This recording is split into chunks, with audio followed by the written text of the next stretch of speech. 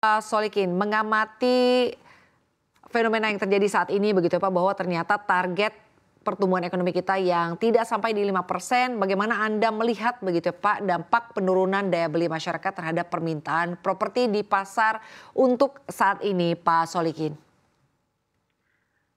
Ya, saya kira akibat daya beli masyarakat yang sangat menurun tentunya ada efek domino besar dari COVID-19 gitu ya. Jadi pada saat COVID memang masih lebih baik, tetapi ketika 2 tahun berselang ini masyarakat betul-betul hampir hilang daya beli masyarakat khususnya sektor properti. Ini menyebabkan eh, banyak pertimbangan masyarakat yang akan membeli properti banyak mempertimbangkan beberapa hal.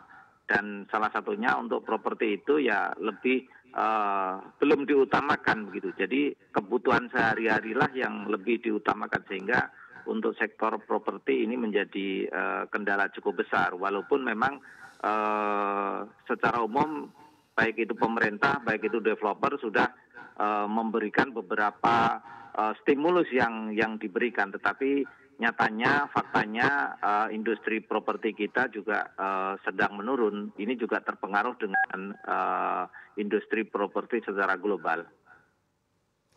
Baik, lalu tadi Anda menyampaikan bahwa sebetulnya kalau berbicara mengenai kondisi ekonomi saat ini apa nampaknya memang sedang tidak baik-baik saja. Tapi kalau dilihat dari sisi lain, Betul. apakah sebetulnya ada segmen pasar tertentu ya seperti misalnya perumahan menengah ke bawah atau menengah ke atas yang lebih terdampak Pak oleh penurunan daya beli yang terjadi saat ini?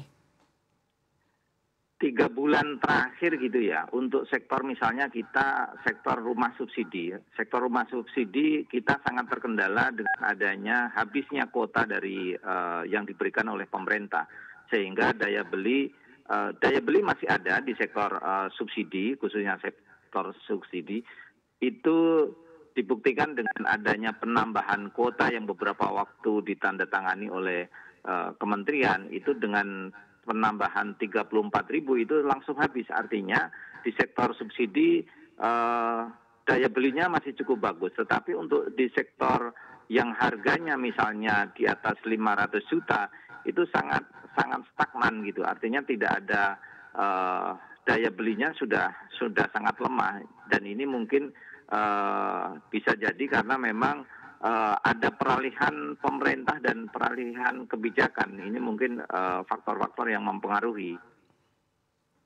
Baik, lalu Pak dari Anda sendiri begitu ya Pak, strategi apa saja yang diterapkan untuk bisa mengatasi penurunan minat beli masyarakat terhadap produk properti untuk saat ini Pak? Artinya apakah ada penawaran-penawaran khusus atau seperti apa?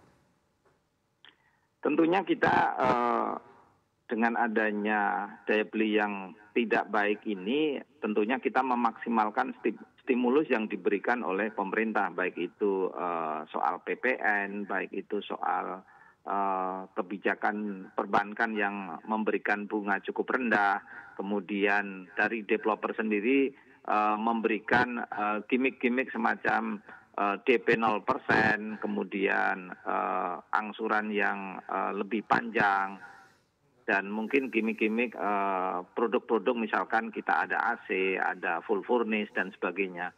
Itu mengoptimalkan supaya masyarakat betul-betul bisa memenuhi harapan kami untuk membeli unit. Tapi faktanya memang saat ini 3 bulan terakhir ini cukup berpengaruh di sektor komersial gitu ya. Tapi mudah-mudahan di akhir tahun dengan peralihan pemerintah baru, dengan kebijakan yang baru, tentunya ini menjadi nafas baru di sektor properti khususnya komersil untuk segera melakukan akselerasinya.